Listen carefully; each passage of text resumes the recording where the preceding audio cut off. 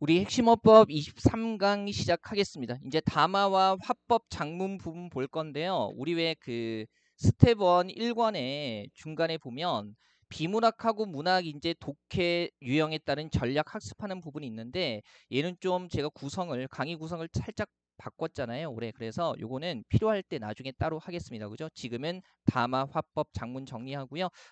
비문학 유형 같은 경우는 우리가 나중에 하지 마라 비문학. 그죠? 그래서 기강비 할 때, 기출로 강화하는 비문학 할 때 필요 이론은 다뤄드릴 거고요. 문제는 먼저 풀어보셔도 괜찮아요. 그 다음에 문학 관련 부분은요. 우리 왜 이제 스텝 1에 핵심 문학 할 때 관련 이론 부분은 따로 다뤄드리겠습니다. 걱정하지 마시고요. 좀 강좌를 효율적으로 구성하려고 하는 거예요. 자, 보죠.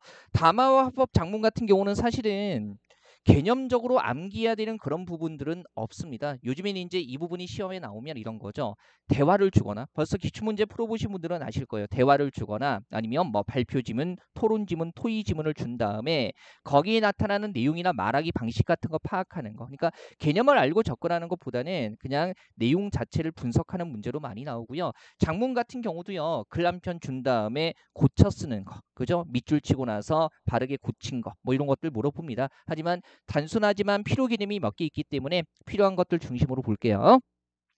자, 346쪽 한번 표 보시면요. 그죠? 단원 열기에서 담화 화법 나와 있어요. 그래서 뭐 담화의 개념과 구성 요소, 그다음에 화법의 개념과 종류, 화법의 종류에 따른 말하기 방식 같은 거 몇 개 필요한 것들 보겠습니다. 자, 대표 기출 문제 한번 보시죠.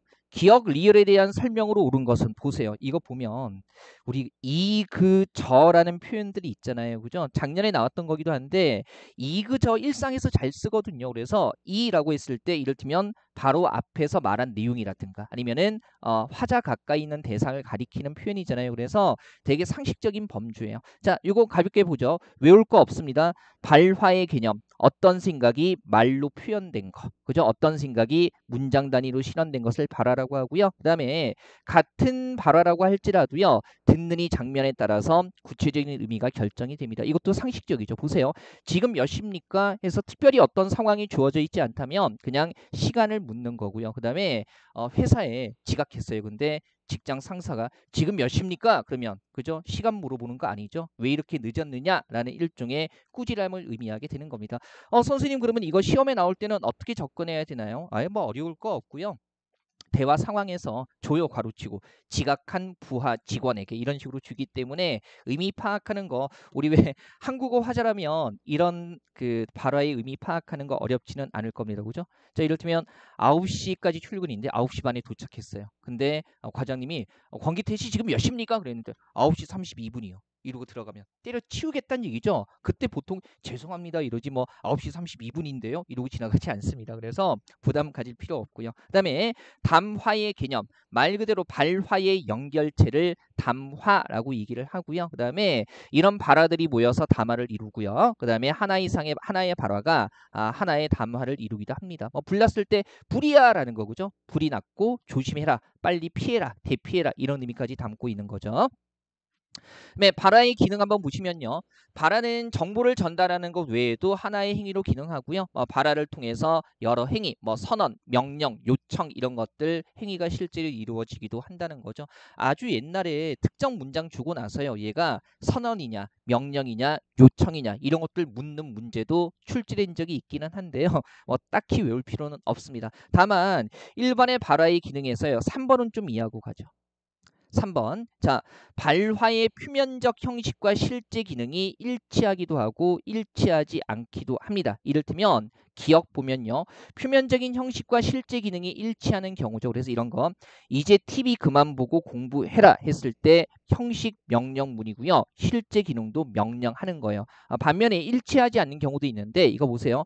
여기 물 좀 가져다 줄 수 있나요? 했을 때 형식은 의문문이지만 물음이 아니라 그쪽 기능은 물음이 아니라 물 가져다 달라는 요청이 되는 거죠. 그래서 표면적인 형식과 실제 기능이 일치하기도 하고 일치하지 않기도 한다. 가볍게 보시면 되고요. 이것하고 관련해 가지고요. 행위와 관련된 발화의 표현 방법에서 일단 직접 발화라는 거 1번이에요. 그래서 문장 유형과 발화 의도가 일치할 때 창문 좀 달아주세요 이런 것들이요. 그죠? 명령문이면서 의도도 특정 행동을 명령하는 거죠. 그 다음에 간접 발화는요. 문장 유형과 발화 의도가 일치하지 않는 거. 이를테면 얘 보세요. 열린 창문을 보면서 오늘 미세먼지가 정말 많지 않니? 자, 문장 유형은 의문문이지만은 답을 요구한다기보다는 열린 창문 보면서 먼지 많지 않니? 그랬다는 건 문 달아달라고 요청하는 거죠. 이런 것들을 간접 발화라고 해요. 아무래도 이제 직접 발화보다는 간접 발화가 그죠? 조금 더 부드러운 느낌을 주기 때문에 일상에서 많이 쓰이기도 하죠. 다만 이제 눈치 없는 사람한테 쓰면 안 되죠. 열린 창문 보면서 오늘 미세먼지가 정말 많지 않니 그랬는데 많네요 이러고서 넘어가서 정말 대화하기 힘들죠. 자, 그다음에 3번에 동작 언어라는 게 나와 있어요. 이것도요. 개념만 가볍게 확인하세요.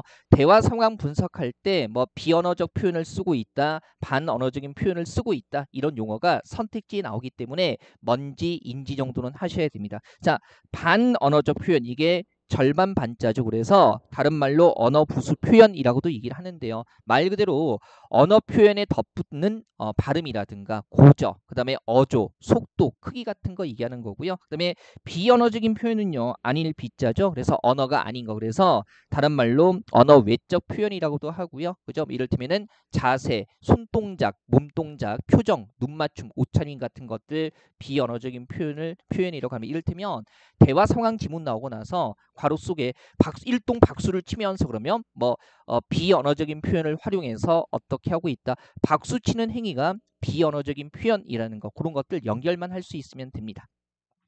자, 오른쪽에 보조단 잠깐 보세요. 요청하는 말하기 이렇게 해가지고요.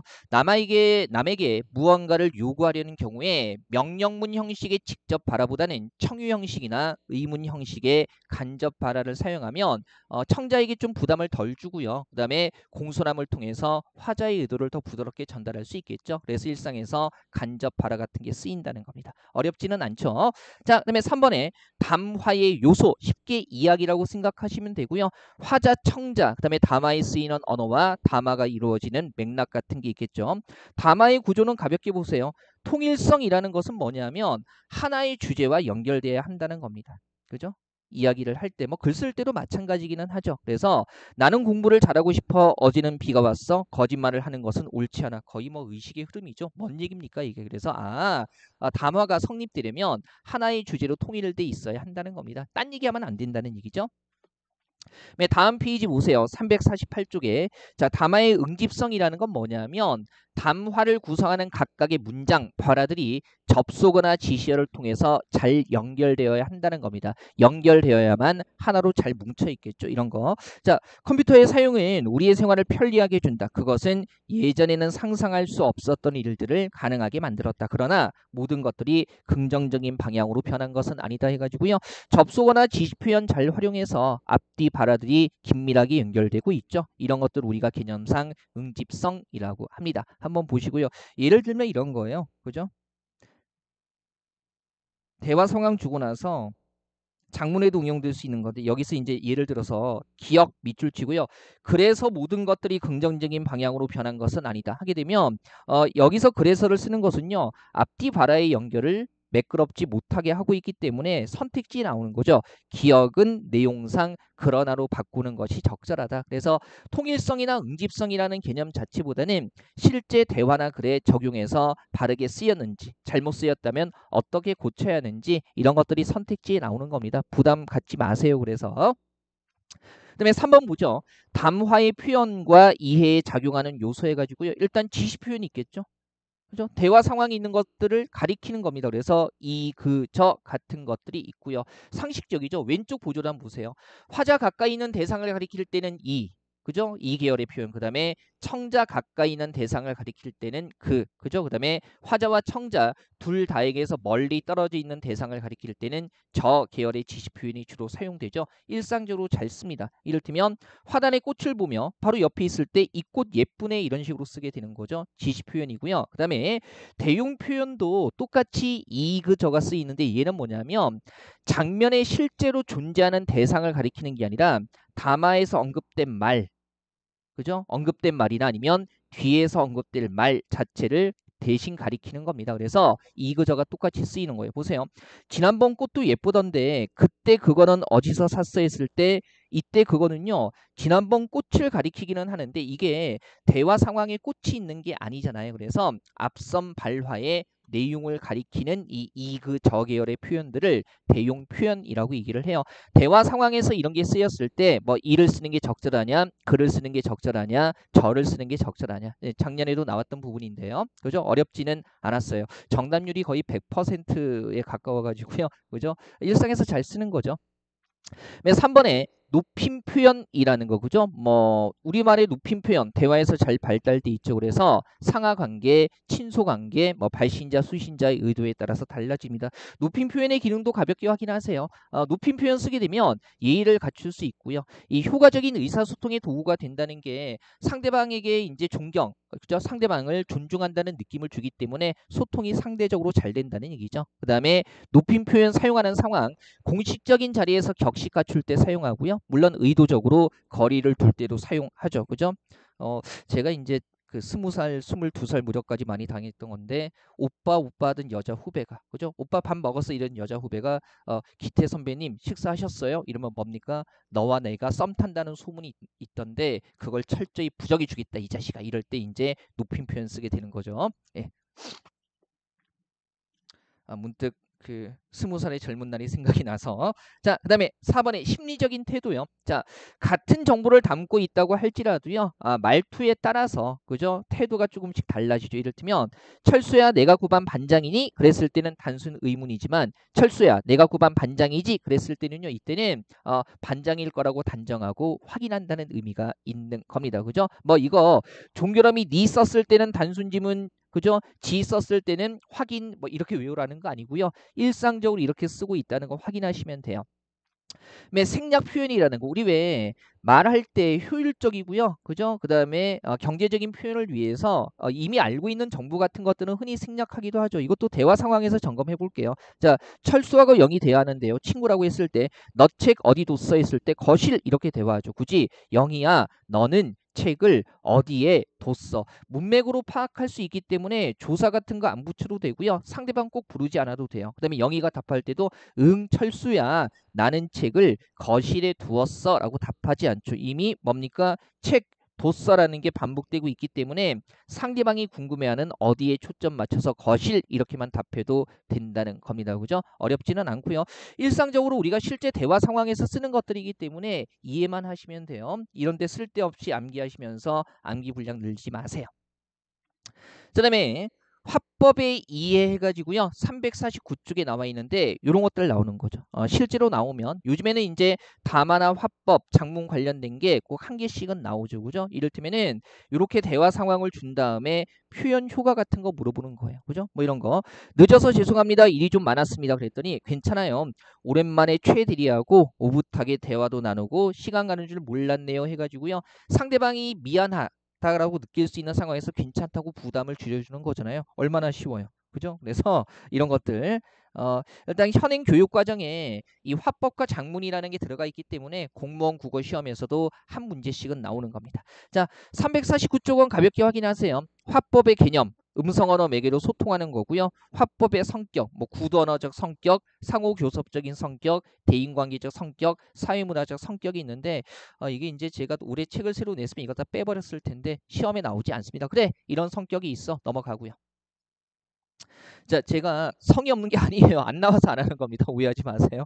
자, 그다음에 화법의 종류에 이거 대화가 뭐고 이런 거 외울 필요는 없고요. 다만 여기에서는 대화의 원리라는 게 있는데 요거 암기할 건 아닌데요. 실제 대화 상황, 방금 전에 봤던 이런 문제들로 대화 상황을 준 다음에 이 대화의 원리와 관련된 개념들을 활용해서 어떤 원리가 쓰였는지 선택지에서 물어볼 수 있기 때문에 이것도요 이해는 하고 갈게요. 그죠? 자, 협력의 원리라는 게 있어요. 얘는 뭐냐면 대화 참여자가 대화 목적에 성공적으로 도달하기 위해서 지켜야 하는 원리인데 되게 쉬워요. 그죠? 이런 것들은 이제 대화를 준 다음에 설명을 제시문으로 양의 경류는 뭐고 질의 경류는 뭐고 쭉 준 다음에 특정 대화 상황에서 어떤 경륜을 지켰냐, 어떤 경륜에 어긋나냐 이런 것들 물어보는 겁니다. 되게 쉬워요. 양의 경륜, 용어 그대로죠. 목적에 필요한 양만큼의 정보를 제공해야 된다는 겁니다. 이를테면 지금 어디 가는 중이야 그러면 어디 간다만 얘기하면 되는데 이런 거죠. 극장에 영화 보고 나면 백화점 가서 쇼핑도 할 거야. 그 후에 또 운동하러 가야 하고 누가 물어봤냐고요. 예? 극장 간 다음에 뭐 할 건지 물어봤냐고요. 그래서 필요한 만큼 이상의 정보를 제공하고 있죠. 그러면 지금 이 나는요. 뭘 어기고 있는 거예요? 양의 경륜을 어기고 있는 겁니다. 그죠? 어렵지 않네요. 자, 그다음에 질의 경륜이라고 해서 얘는 뭐냐면 타당한 근거를 들어서 진실을 말해야 한다는 겁니다. 그래서 이런 거죠. 어제 야구 봤어? 그랬더니 홈런 타고 나왔는데 빛보다 빠르더라고. 그럼 눈에 안 보이죠. 빛보다 빠르면 빛이 1초에 30만 킬로미터 가지 않습니까? 오, 문과인데 이런 거 저도 알고 있습니다. 어쨌든 이게 홈런 타구가 빛보다 빠르다는 건 그저 객관적인 진실은 아니죠. 그래서 질의 경륜에 어긋나는 거고요. 어렵지 않네요. 그 다음에 나의 말이. 그 다음에 관련성의 경륜은 뭐냐면 대화의 주제나 목적과 관련된 내용을 말해야 한다는 겁니다. 이를테면 이번 휴가 때 어디 갈 거야 했을 때 내일이 자격증 시험이라 밤새 공부해야 아니 휴가 때 어디 갈 거냐고 물었는데 시험이라서 밤새 공부해야 된다. 관련되지 않은 내용 말하고 있잖아요. 그래서 관련성의 경륜에 나가 어긋나는 거고요. 그 다음에 태도의 경륜은 뭐냐면 중의적이거나 모호한 표현을 피하고 간결하고 조리 있게 즉 분명한 표현을 하라는 겁니다. 보세요. 오늘같이 영화 볼까 그랬더니 글쎄 집에서 좀 쉬려고 했었는데 근데 영화 보고 싶기도 하고 분명하지 않죠. 정말 짜증나죠. 그죠? 이런 것들 태도의 경륜에 어긋나는 겁니다. 어장관리도 아니고 뭡니까 이게.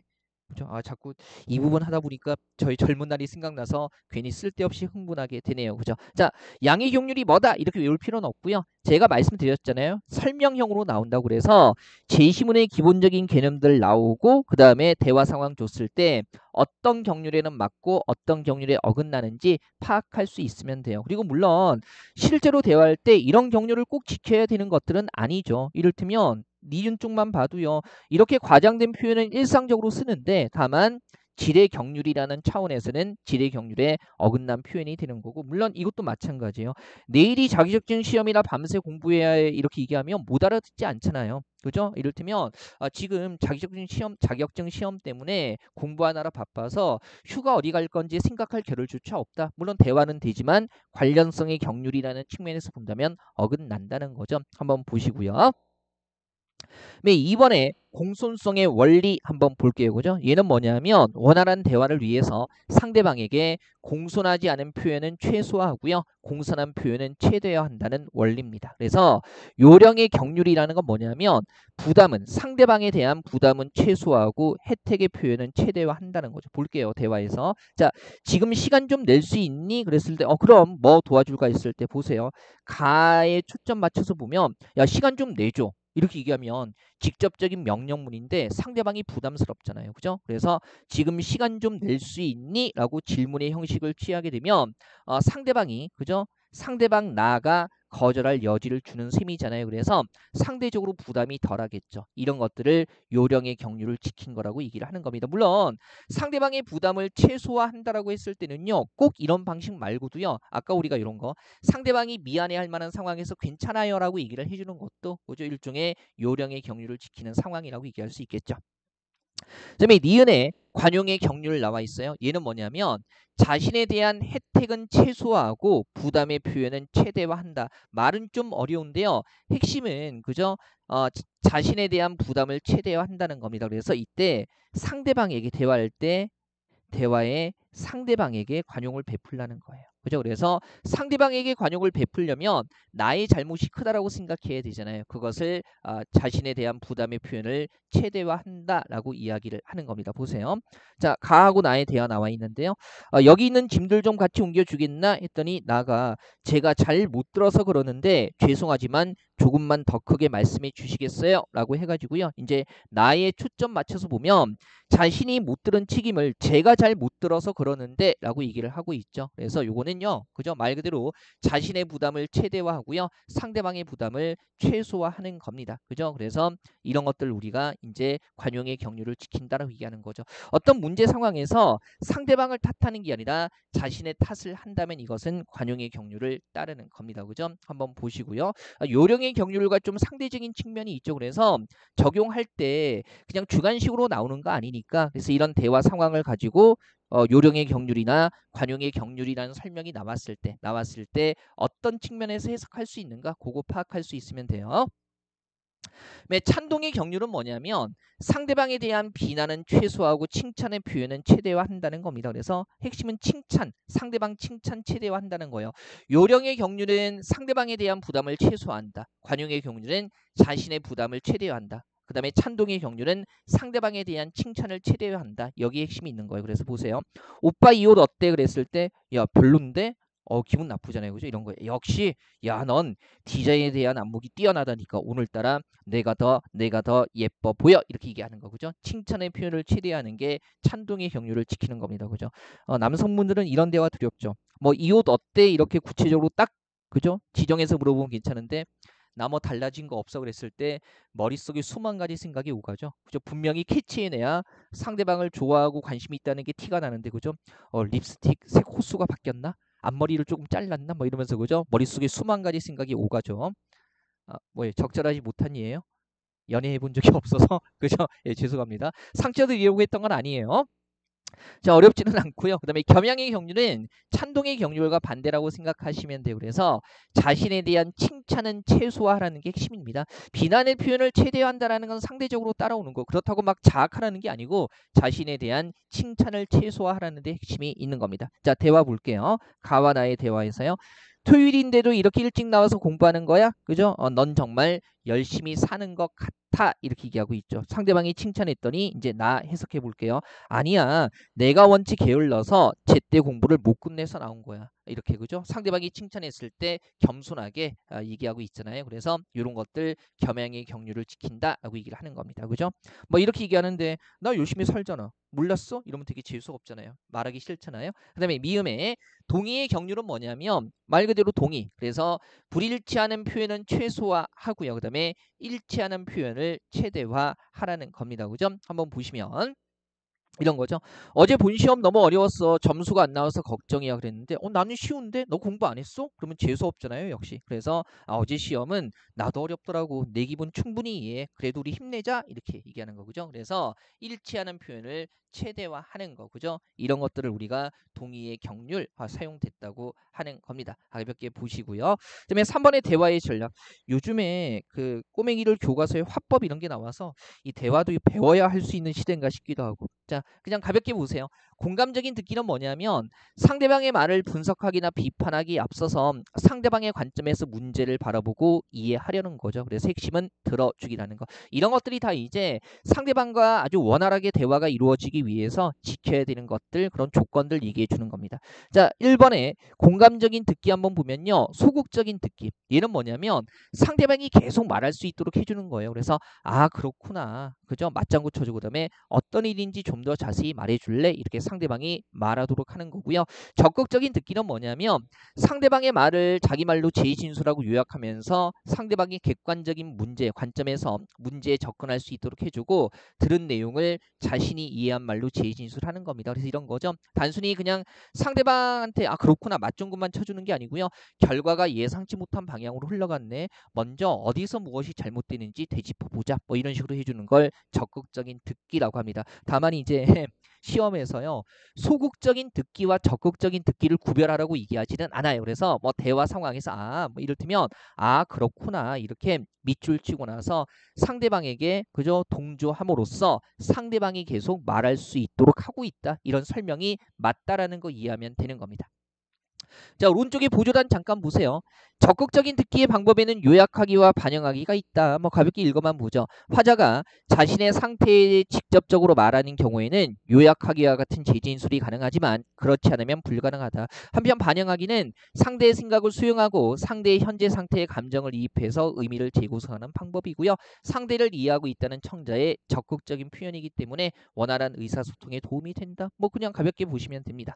자, 그다음에 이번에 다양한 의사소통의 맥락 같은 거 고려해서 대화해야 되고요. 그다음에 대화할 때 유머나 질환 같은 거 활용하면 소통이 원활해진다. 뭐 이런 것들 상식적인 거죠. 자, 일단 이 부분에서는요. 협력의 원리와 공존성의 원리 이런 것들 실제 대화 상황에서 설명 나왔을 때 뭐를 지켰고 뭐에 어긋나는지 그런 것들 확인할 수 있으면 되겠습니다. 그죠? 한번 보시고요. 자, 그다음에 이 뒤쪽에 나와 있는 게 이제 토론. 그다음에 3번의 토의. 그죠? 그다음에 4번의 발표. 그리고 5번의 연설이 이렇게 나와 있는데요. 이제 화법에 이 종류가 이런 것들이 있다라는 걸 보여드리는 거고요. 이런 거 있잖아요. 목적이라든가 뭐 논제라든가 절차 이런 것들 외울 필요는 없습니다. 이거 외워도 쓸 일이 없고요. 실제 토론 지문에서 그냥 사회자가 하는 역할, 뭐 찬성 반대가 어떤 식으로 말하고 있는지 파악하는 거기 때문에 개념적으로 외울 것은 없어요. 다만 이제 토론 같은 경우에 기본적으로 일단 대립하는 말하기 되는 거고요. 그죠? 목적은 서로 대립하는 의견을 가진 사람들이 논거 밝히고 주장 비판하면서 그죠? 각자 자기 주장의 정당성과 합리성을 상대방이 인정하도록 하는 게 목적이 되는 겁니다. 가볍게 한번 보시고요. 그죠? 자, 뭐 논거 같은 건 됐고요. 토론의 논제, 일단 찬반의 입장이 분명한 거, 그런 것들이 토론의 논제가 되야겠죠. 그다음에 토론의 요건 보면 자, 2번이죠. 쟁점이 하나여야 하고요. 긍정 평서문, 그다음에 찬성과 반대 대립이 분명히 나타나야 되고요. 토론 자체가 그런 거잖아요. 그다음에 찬성이나 반대 어느 한편에 유리하게 작용하는 정서적 표현을 사용해서는 안 되는데 이런 것들이 시험 문제로 나올 때는요. 토론 논제 요건 나오고 그 요건에 적절한 논제, 그다음에 적절하지 않은 논제 이런 식으로 제시문 바탕으로 분석하는 게 나오기 때문에 제가 일어나 할 때 계속 강조드리죠. 외울 거 거의 없습니다. 거의 없고요. 그냥 확인만 하세요. 그다음에 353쪽에 가면 토론의 절차 이렇게 나와 있고요. 다만 논제 설정, 입론, 교차조사, 반론 이런 게 나오는데요. 용어만 점검하죠. 오른쪽에 보조를 한번 보세요. 입론은요. 찬성 측과 반대 측이 상대 측의 공격에 대비해 가지고요. 자신의 주장과 논거를 제시하는 걸 입론이라고 하고요. 그다음에 교차 조사는요. 입론을 마친 토론자에게 그죠? 발언 내용에 대해서 질문하는 건데 예전에 교행직에서 이제 이 교차 조사를 물어본 적이 있기는 해요. 그래서 교차 조사는요. 반드시 상대방 측이 발언한 내용에 대해서만 교차 조사 질문을 해야 한다는 겁니다. 상대방이 말하지 않은 내용에 대해서 질문하는 건 토론의 규칙이 어긋나는 거예요. 그다음에 자, 확인하시고요. 토론의 유형, 뭐 고전적인 거, 반대 신문식 있고요. 토론 참여자의 역할. 일단 토론이든 토의든요. 사회자는요. 진행만 하는 거지 사회자가 같이 판단하거나 한쪽 편을 들면 안 되는 거죠. 기본적인 겁니다. 한번 보시고요. 3번의 토의. 자, 얘는 가볍게 읽어보시고요. 토의는요. 공동의 문제를 해결하기 위해서 협력하면서 의견을 교환하는 겁니다. 이 부분은 한 번씩만 쭉 읽어보세요. 다음 페이지 보시면 목적, 해결 방안 찾는 거고요. 토의의 주제 같은 경우에 뭡니까? 참여자와 청중이 모두 관심 가지고 있고요. 현 상황을 반영하는 시의성이 있어야 되고요. 여러 사람이 논의할 만한 가치가 있는 것이어야 합니다. 그죠? 오늘 점심 나는 왜 짜장면을 먹어야 하는가? 이런 건 토의 주제 안 되죠. 그죠? 자, 왼쪽에 토의 주제의 예시 나와 있어요. 보조단에. 토의의 주제는 간결하고 명확하게 서술하고 의문문의 형식이어야 한다라는 거죠. 그래야 질문에 대해서 함께 답을 찾는 방식으로 토의가 진행될 수 있기 때문에 그래요. 자, 토의의 유형 절차 가볍게 보시고요. 4번에 토의의 유형 해가지고요. 심포지엄, 패널 토의, 포럼 이런 거 나와 있는데 얘도 가볍게 확인하시고요. 다만 이런 거죠. 심포지엄 같은 경우는요. 전문가가 강연식으로 의견 발표하고 발표가 끝나면 청중이 그죠? 질문하고 발표자가 답하는 건데 다만 이제 이런 심포지엄 같은 경우는 강연식으로 하다 보니까 전문적이거나 학술적인 영역을 다루고요. 그다음에 패널 토의는 대표자들이 토의하는 방식이에요. 그래서 주로 시사적이거나 정치적인 문제를 다루고요. 포럼 같은 경우는 일종의 공청회 같은 거라고 생각하시면 됩니다. 그래서 이를테면 공통적인 관심사나 특정 집단의 이해와 관련된 문제를 다룬다는 거. 과거 시험에는요. 이 주제에는 심포지엄이 어울리냐, 패널 토의가 어울리냐, 포럼이 어울리냐, 뭐 이런 문제들이 출제된 적도 있기는 합니다. 요즘에는 안 나와요. 안 나오고요. 자, 참여자의 역할 같은 거 가볍게 보시고요. 그 우리 355쪽에 보면 개념 플러스에 토론과 토의의 차이점 나와 있는데요. 토론은요, 그죠? 논박통해서 주장의 타당성을 입증하는 거고요. 토의는 협력해서 함께 해결책을 찾는 겁니다. 그다음에 4번의 발표, 여러 사람 앞에서 자신의 결의 같은 거 진술하는 거고요. 절차나 전략이나 내용 구성은 그냥 한 번만 휙 읽어보시면 되고요. 자, 그다음에 마지막입니다. 5번의 연설. 제가 이거 작년에도 그냥 가볍게만 짚고 넘어갔던 부분이에요. 그래서 한 명의 연설자가 특정한 목적을 가지고 다수의 청중을 대상으로 말하는 화법의 형태, 이런 것들 연설이라고 합니다. 뭐 선거 유세할 때 말하는 것들이 일종의 연설이 되는 거죠. 절차나 유형이나 내용 구성도 가볍게 보시면 되겠습니다. 자, 이 부분은요. 예통해서 그래 이런 거군이라고 확인하시면 되고요. 실제 문제 나올 때는 토론, 토의, 그 다음에 발표, 그리고 연설 지문 준 다음에 비문학의 사실일치 묻는 것처럼 어떤 내용이 나와 있는가, 어떤 방식을 쓰고 있는가, 이런 것들을 물어보기 때문에 개념적인 것은 그냥 확인만 해주시면 됩니다. 자, 23강은요 이렇게 해서 마무리하도록 할게요. 이 부분은 복습하기 되게 쉽겠죠? 가볍게만 읽어보세요.